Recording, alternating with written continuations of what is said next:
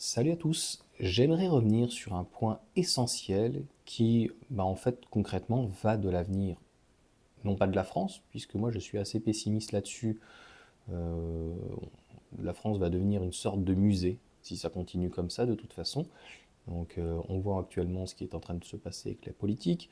Bon, je ne vais pas rentrer dans ce genre de débat, mais quand on a un président de toute façon qui n'aime pas les nationalistes, comme il a dit, donc il est anti-France, et donc certains diront que la France c'est le christianisme, et donc il est l'antéchrist. Bon, j'irai pas jusque-là, mais tu as quelqu'un donc qui vend de toute façon tous les bijoux de famille, et ça va jusqu'à nos constructeurs automobiles où ça devient compliqué, ça devient tellement compliqué qu'on a quand même donc c'est je crois de mémoire Renault qui a demandé, alors pas forcément un au secours, puis je crois qu'il y a eu un petit peu un appel du pied aussi de Volkswagen, je ne sais plus, à tous les constructeurs éventuellement de se rassembler, c'est-à-dire qu'on en est là.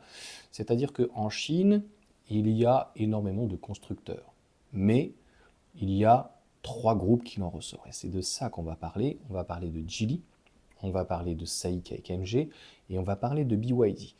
Donc actuellement, les constructeurs et les voitures électriques d'une manière globale en Europe fonctionnent quand même moyennement. J'avais fait plusieurs vidéos et je suis désolé, malgré toutes les aides, j'avais dit la mayonnaise a du mal à prendre. C'est pas, ce n'est pas une réussite à 100%, c'est une réussite on va dire à 50%, c'est 50-50, 60-40, mais somme toute. Donc on va dire que comme dirait notre cher Manu, ils n'ont pas réussi à remporter, on va dire, les derniers, en tout cas, les derniers de cordée ou quoi que ce soit. On pourrait revenir, en fait, malheureusement, sur la politique, parce que c'est très important. Quand tu vois, j'ai essayé de regarder un petit peu, donc pour les élections européennes, tout ce cirque, et j'ai trouvé d'ailleurs que les seules personnes qui étaient raisonnables à la table, c'était finalement Monsieur Bellamy et Monsieur Glucksmann. C'est quand même choquant de se dire ça, c'est-à-dire que malheureusement, à l'extrême droite, mis à part parler de l'immigration, où ils savent quand même de quoi ils parlent, pour l'économie, c'est quand même une catastrophe, et le tout nucléaire euh, n'est pas non plus la solution. Au même titre pour l'extrême gauche, qui est a priori uniquement au niveau LFI, parce que les communistes ne sont pas comme ça et non plus les socialistes, et je suis même pas sûr que les Verts soient aussi extrémistes, parce qu'on a affaire à des gens qui sont extrémistes, qui sont pour du 100% tout renouvelable. Bon, sachant qu'ils te disent ça, le réseau n'est pas prêt, rien n'est prêt, les panneaux photovoltaïques viennent de Chine, et bon, est-ce qu'on va mettre donc dans ces cas-là des éoliennes en mer, et quels sont les impacts en fait, non pas pour nous, mais pour les animaux, pour les bêtes ou quoi que ce soit. Voilà, ils ont réfléchi à rien. Donc la Chine, si tu veux, a essayé, on va dire, d'envahir leurs voitures électriques. L'Union européenne, je pense, voyant, ayant sur la technologie, sur cette technologie énormément de retard, a un petit peu obligé nos constructeurs, donc nos dinosaures, non je ne parle pas du Parti Socialiste, mais en tout cas nos dinosaures, de se bouger le popotin parce que d'un côté ça pousse avec Tesla et puis de l'autre côté ça pousse au niveau des Chinois. C'est actuellement tout ce qui se fait, hein, que ce soit donc pour 4G, 5G, et puis demain la 6G. Et je dirais que même au niveau pharmaceutique et au niveau militaire, si ça continue, on va se laisser déborder. Des sociétés comme Dassault vont pas pouvoir durer comme ça pendant 10 ou 20 ans, hein. Ou même Airbus, hein, ça va être, ou Thales, ou quoi que ce soit. Tu vois bien Thomson, ou tu vois bien Alcatel, enfin, ça devient très compliqué. Ils se retrouvent donc acculés. Et essentiellement, donc nous, de toute façon, nous sommes sous domination américaine, hein, c'est un fait, mais nous sommes acculés donc par les Chinois qui ont été, on leur a supprimé donc le bonus, et on voit que ça a fait un tollé, si on peut dire, pour la MG4, MG5, etc., mais surtout donc la MG4, et tu as bien vu la parade, même malgré le fait de baisser les prix ou quoi, le succès n'est plus au rendez-vous, ça n'aura pas duré très très longtemps. Les Chinois, voyant ça, ont mis deux choses en place finalement. Se sont dit, ils ont bien compris que finalement les Européens n'étaient pas prêts en fait en totalité pour la voiture électrique, et comme ils ne savent pas réellement faire de thermique, vont revenir avec plutôt de l'hybride, hybride rechargeable. Alors l'hybride rechargeable, j'ai vu le moteur notamment de la CIL, c'est un 1,5 litre turbo compressé, etc., etc. Il me semble que, comme MG, il travaille soit avec Volkswagen, mais là, je crois que c'est avec General Motors. General Motors qui fait pas trop de downsizing, mais quand même, qui savent faire des petits moteurs, et puis bien sûr, des gros moteurs, etc., que ce soit des véhicules, donc économiques. La deuxième chose, c'est que quelqu'un m'a parlé des frais de douane. Ok, si tu réfléchis à court terme, 6 mois, 1 an, 2 ans, 3 ans, c'est-à-dire déjà, tu es un imbécile, mais que tu réfléchis à minimum à moyen et long terme, entre 5, 8, 10, 20 ans, bah, tu vois bien que de toute façon, les constructeurs chinois vont envahir l'Europe via des usines. Donc, est-ce que ça sera des usines uniquement entre guillemets d'assemblage? Ils peuvent le faire et après, donc tous les matériaux arrivent de l'extérieur, en tout cas déjà finis, ou est-ce que ça va être des usines donc, de fabrication? Je dirais que peu importe, le mal sera fait, c'est-à-dire qu'ils seront place to be et ça va être compliqué donc de rivaliser. Cela étant dit, sur l'hybride rechargeable, moi je ne suis pas sûr qu'ils arrivent à se faire une place. Il y a des constructeurs déjà en place et même s'ils sont moins chers, tu prends par exemple une Seal-U qui pourrait être l'équivalent d'un 5008 plutôt qu'un 3008, mais les gens ne vont pas regarder parce que si tu veux, une Seal-U, même si le modèle Y fonctionne bien, ça reste encore trop grand. Donc les gens préféreront peut-être plus un 3008 qu'un 5000. Mais bon, pour les grandes familles et les gens qui ont besoin d'un véhicule plus près des 4,70 m, on va dire qu'aujourd'hui, on annonce moins de 40 000 euros. Un 5008 hybride rechargeable serait plus aux alentours des 50 000. On aurait 10 000 euros d'écart. La Seal U, il parlerait de 38 500. Et pour, on va dire, de l'équivalence avec un gros avantage encore une fois, a priori peut-être du V2L, les Blades, donc du LFP. Là, ça serait intéressant du LFP dans des batteries sur des véhicules rechargeables. Parce que au lieu d'avoir en fait une batterie NMC qui aurait 2000 cycles, logiquement on aurait 3000, 4000, 5000 cycles, donc on aurait beaucoup plus de cycles. Donc ça veut dire qu'une durée de vie d'un hybride rechargeable de 6 pour un gros rouleur, de 6 à 8 ans, si ça double, 15 ans, c'est plutôt pas mal. Mais encore une fois, le débat n'est pas là. Tu pourras me dire ce que tu en penses en commentaire, mais moi je pense que c'est pas comme ça qu'ils vont réussir à pénétrer le marché européen et français parce que les gens ne connaissent pas. Même mon ami qui est vendeur Mathieu me dit ah, faut que je m'intéresse un petit peu à BID ou BYD. Oui, Build Your Dream, donc BYD, même les vendeurs n'y connaissent rien. Donc, même, on va dire, avec du savoir et de la connaissance, au final, si ce n'est pas au plus grand nombre et s'il n'y a pas de pédagogie qui est fait, je ne suis pas sûr que finalement ça fonctionne. C'est pareil pour MG, avec donc l'AMG 3, qui devrait cartonner, qui logiquement sera en dessous des 20 000 euros. J'ai reçu d'ailleurs un mail où elle n'est pas si attractive, puisque de mémoire elle est à 150 euros, 149 euros par mois sur 3 ou 4 mois, je sais, 4 ans, pardon, 36 mois, je crois, ou 37 mois, mais il y a quand même un apport de 3 ou 4 000 euros. Donc quand tu remets, que tu prends ces 4 000 et que tu redivises par 36, ça fait 100 balles de plus, finalement elle est même plus chère que la MG4. Donc ils ne sont pas si attractifs que ça sur l'hybride rechargeable. Ils sont certes moins chers, mais ils vont sur un marché où ils ne maîtrisent pas les us et coutumes. C'est plutôt ça que je veux dire. Je ne dis pas que le produit est de mauvaise qualité, je ne dis pas que ça ne peut pas plaire, je ne dis pas qu'il y aura un problème de distribution ou de qualité ou quoi que ce soit. Je dis juste que, voilà, une entreprise comme Toyota, par exemple, le RAV4, qui a été l'un des véhicules les plus vendus et qui est toujours l'un des véhicules, pas le, mais l'un des véhicules les plus vendus, bien concrètement, en France, c'est pas un raz-de-marée.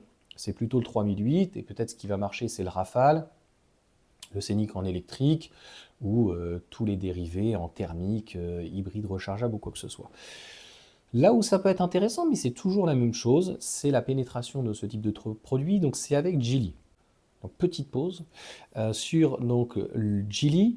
Geely, je ne les trouve pas si intéressants non plus avec Smart ou Volvo. Je trouve qu'ils ne sont pas assez agressifs au niveau du marketing et de certaines petites choses, de 1. Mais par contre, là où Geely avait et a un très très gros coup à faire, c'est avec Lynk & Co, notamment qui ferait une 001 comme la Zeekr, donc en électrique, une sorte, je suis désolé de dire aujourd'hui, une sorte de Panamera à 50-60 000 euros, pratiquement 2 fois moins cher que Porsche. Et je pense qu'ils n'auront rien à envier à Porsche, mais tu vois bien que l'image, c'est très important. Je suis avec un iPhone 11 et Apple, il n'y a pas que, on va dire, le style, les performances et tout, il y a l'image. Avec Audi, par exemple, voilà, ils ont construit, il faut construire une image. Lotus a une image, mais je pense qu'ils se sont trompés de cible. C'est la taille, c'est même plus grand qu'un modèle X, 5,10 m. Je pense que si Lotus était arrivé d'emblée, je dis bien avant le Macan, un véhicule de 4,70 m, full option comme ils ont fait, non pas à 94 000 euros et donc à 4,70 m à 60 000, je pense que c'est tout à fait faisable, et ça aurait été tout à fait faisable, eh bien, ils pliaient le game. Clairement, je pense que Lotus aurait pu dépasser Porsche avec la qualité et la notoriété qu'a cette marque, quoi qu'on en dise, Light is Right, ou qu'on dise voilà, c'est pas une Lotus ou quoi que ce soit. Moi, je pense même le premier, et en plus, ils ont des vendeurs de qualité, des conseillers, etc., vraiment très bien. Donc, ça reste, je pense, à peaufiner au niveau donc, des constructeurs. On voit bien la tendance, donc, comme je viens de te dire, de Geely qui essaye de pénétrer le marché européen plutôt vers le haut. BYD a essayé plutôt vers le haut, mais ça n'a pas l'air quand même de trop marcher. C'est pas, on en parlait notamment avec Kamel, on n'en voit pas à tous les coins de rue hein, des BYD. Moi, je vois un petit peu d'Atto 3, mais c'est tout. La cible est trop grande et il n'y a pas une petite berline où voilà, l'Atto 3 se vend un petit peu, mais encore une fois, elle est trop chère et la Dolphin, etc. On ne reviendra pas dessus.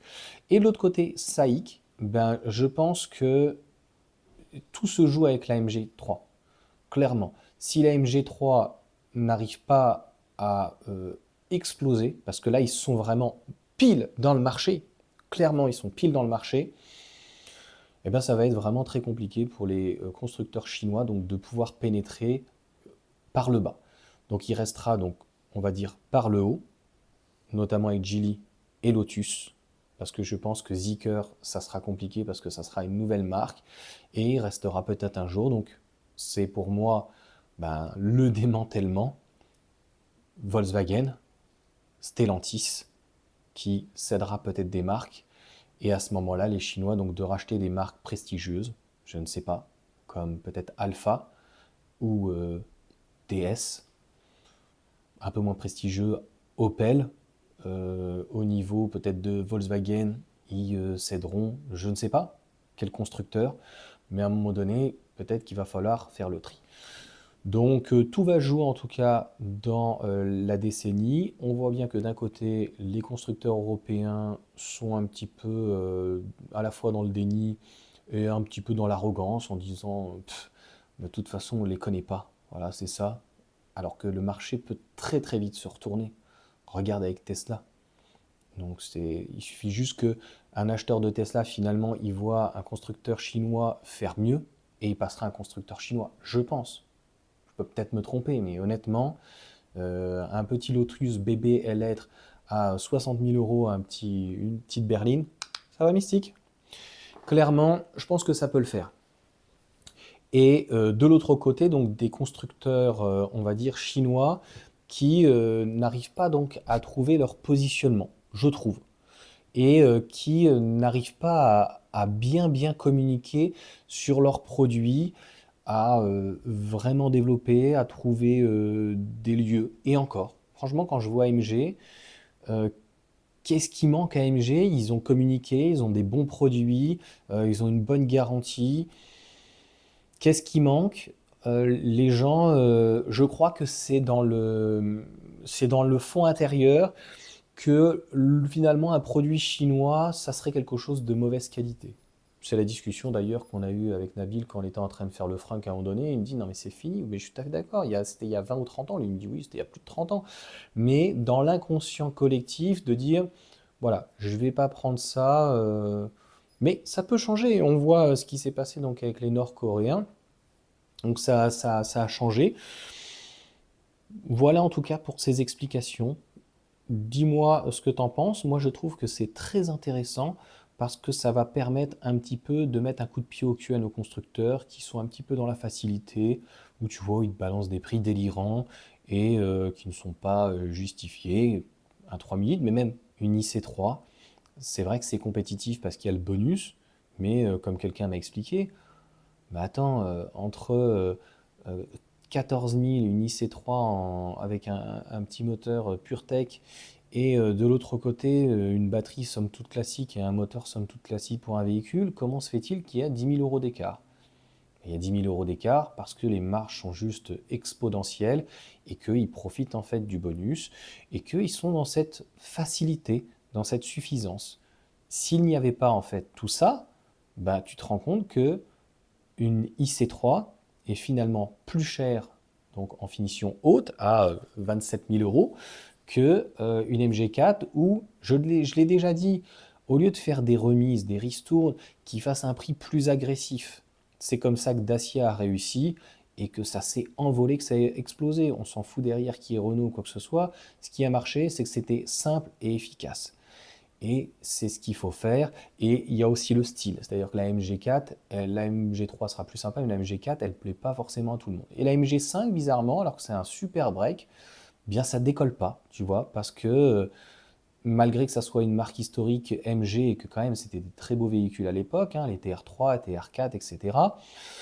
Ben, dis-moi, j'ai pas la réponse pourquoi c'est pas le succès en tout cas escompté. Voilà pour cette vidéo. Je vous souhaite une bonne journée, une bonne soirée, et puis la suite au prochain numéro. Dis-moi, est-ce que franchement l'hybride rechargeable c'est la bonne solution pour les constructeurs chinois et de venir ben, finalement jouer un petit peu avec nos constructeurs européens? Allez, sur ce, ciao.